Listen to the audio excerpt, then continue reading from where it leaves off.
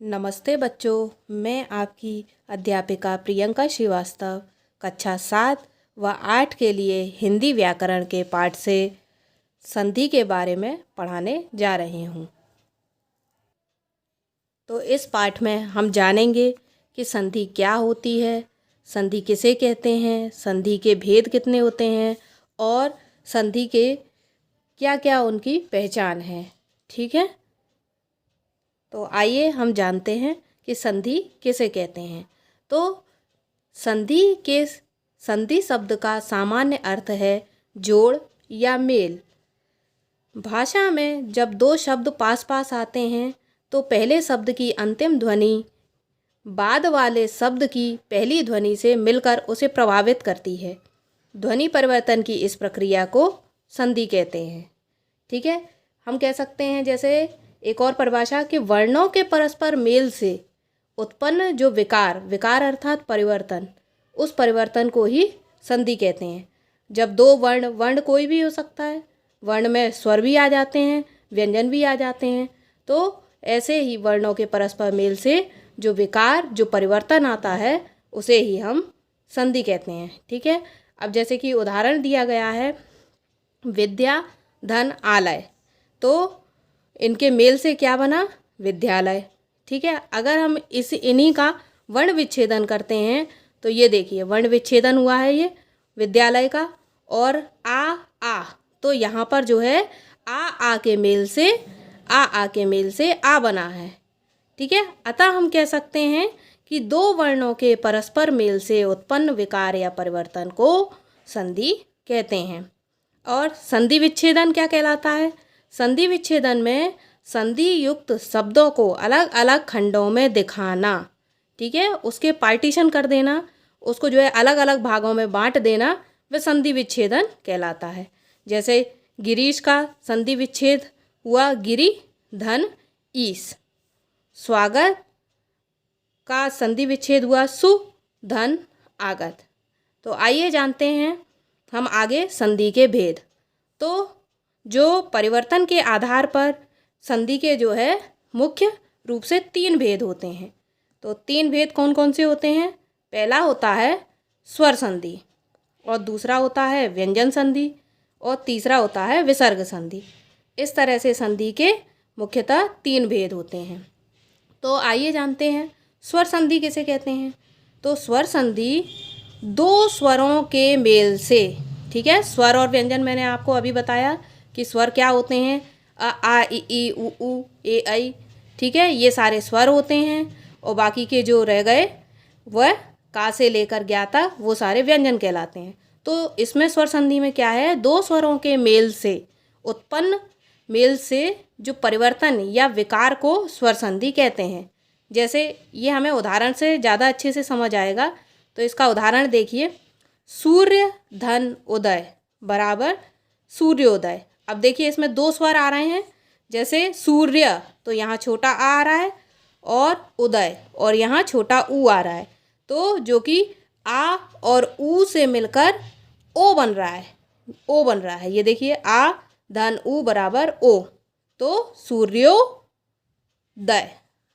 ऐसे ही दूसरा उदाहरण देखिए, भाव धन अर्थ बराबर भावार्थ। आ धन आ बराबर आ हो गया।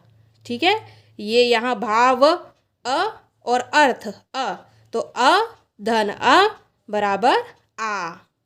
तो इस तरह से दो स्वरों के मेल से जो परिवर्तन आया उसको हम स्वर संधि कहते हैं, और दोनों स्वर हैं।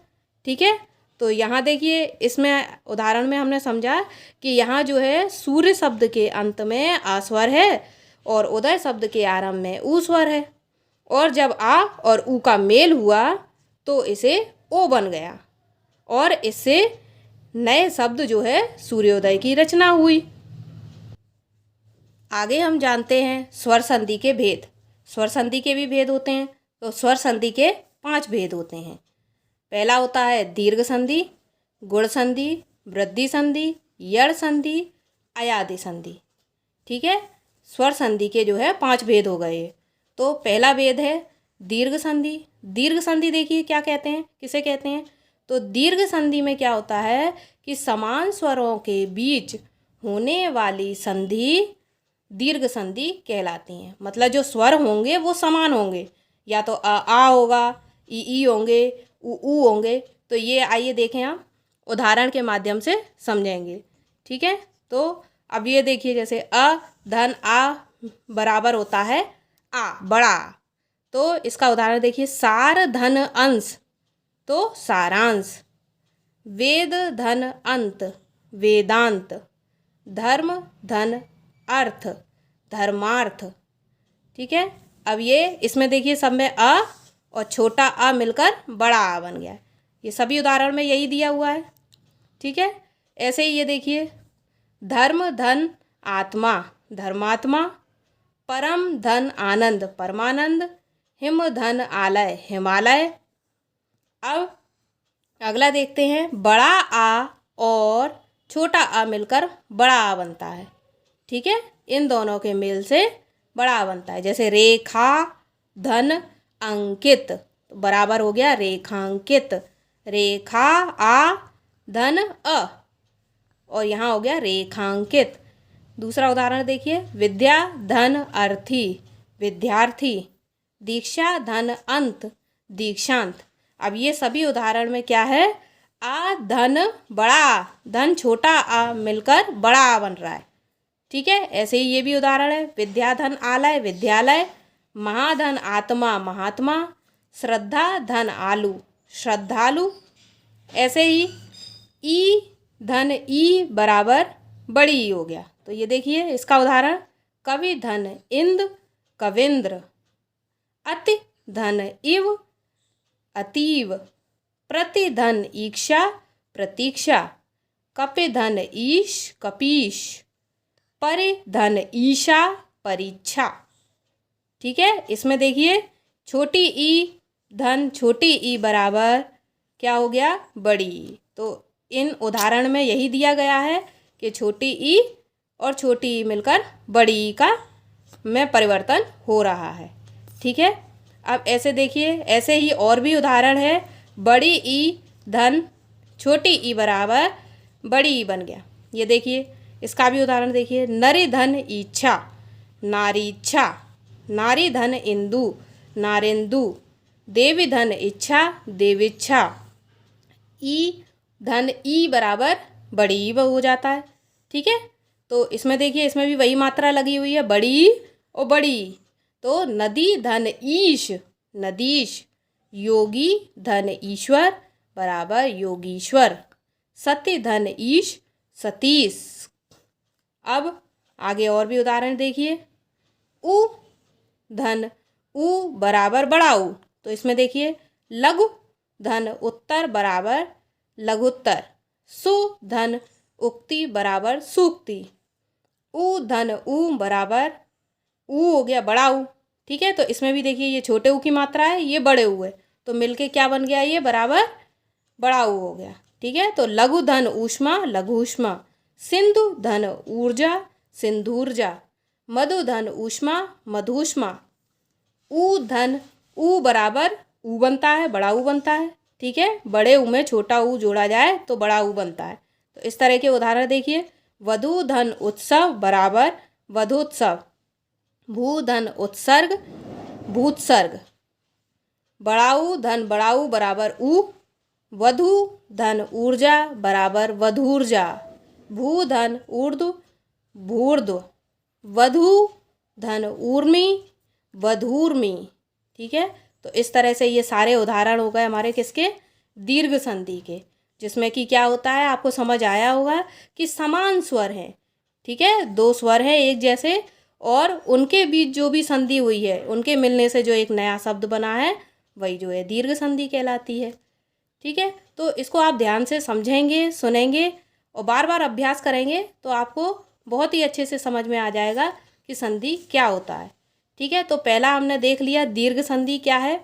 अब आइए आगे जानते हैं गुण संधि के बारे में। गुण संधि क्या होता है, गुण संधि की क्या है, कोई परिभाषा तो नहीं होती है, लेकिन आप उदाहरणों के माध्यम से आपको समझ में आ जाएगा कि सारी संधियों में अंतर क्या है, उनमें डिफरेंस क्या है। ठीक है, दीर्घ संधि अभी हमने देख ली। अब गुण संधि में क्या होता है, आ और ई के मेल से ए बनती है, ठीक है, इसमें ये परिवर्तन आता है। तो इसमें भिन्न स्वरों के मेल से जो है ये परिवर्तन आते हैं। और ऐसे ही और भी है, आ और उ के मेल से ओ बनता है, ठीक है, आ और री के मेल से अर बन जाता है, ठीक है, अर हो जाता है, ठीक है। तो ये है हमारी क्या गुण संधि की पहचान है। तो इसका भी देखिए उदाहरण देखिए, आ धन ई बराबर ए हो गया। ये देखिए अभी हमने यही पढ़ा था ना कि आ धन ई बराबर ए हो जाता है। अब उदाहरण देखिए, देव धन इंद्र बराबर हो गया देवेंद्र, राज धन इंद्र राजेंद्र। अब ये देखिए इसमें सब में छोटा आ है और इधर छोटी ई है, जिनके मेल से क्या बन गया, ए बन गया। ये देखिए देवेंद्र, राजेंद्र और स्वेच्छा, स्वधन इच्छा बराबर स्वेच्छा। ऐसे ही आ धन ई बराबर क्या बन गया, ए। तो ये हो गया रमा धन इंद्र रमेंद्र, महाधन इंद्र महेंद्र, यथा धन ईष्ट यथेष्ट, ठीक है। तो इसमें भी वही है, आ और ई, ये देखिए रमा आ और ई छोटी मिलकर क्या बना, छोटी ए बन गया। तो ये देखिए सब में छोटी ए की मात्रा लगी हुई है, ठीक है।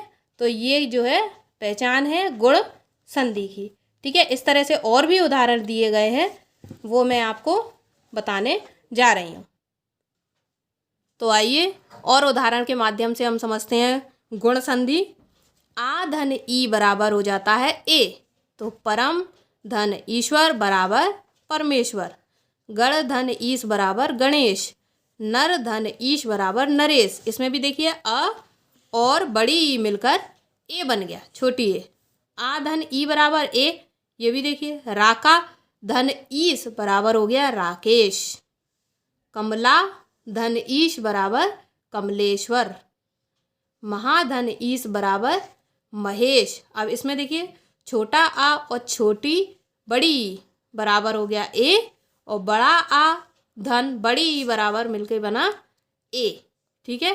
तो वही इसमें परिवर्तन आया है, ठीक है। और आगे देखिए, आ धन उ बराबर ओ हो जाता है, जैसे प्रश्न धन उत्तर बराबर प्रश्नोत्तर, नर धन उचित बराबर नरोचित, पुरुष धन उत्तम बराबर पुरुषोत्तम, आ धन उ बराबर ओ, जल धन उर्मी जलोर्मी, सागर धन उर्मी सागरोर्मी, भाव धन उर्मी भावोर्मी।